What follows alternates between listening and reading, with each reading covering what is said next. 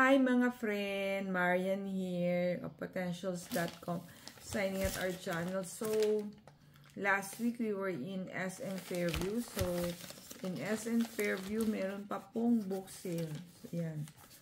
So, we went inside book sale, SM Fairview. So, at meron tayong hall. Let's check our hall in book sale, SM Fairview. Ano ba yan? Dagdag na naman sa ating collection, book collection. How much did we pay? First is, yan. Make Their Day.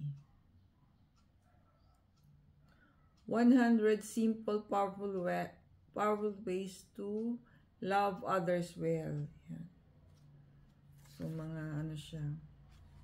Good deeds, yan, yung Bible lesson natin this lunchtime talks about good deeds.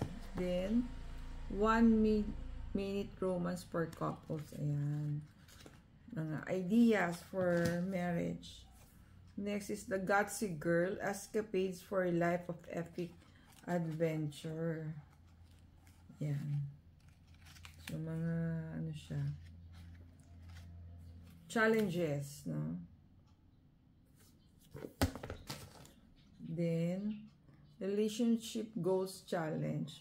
Puro mga about relationship ang ating mga books ngayon. Reach out, gathered in. 40 days to opening your heart and home. Yan. So, puro siya mga challenges, reflection, journaling, ayan. So, ayan. So, share natin sa inyo when we read our books. Madami naman po tayong mga books. Ayan. Thank you for watching. See you on our next video.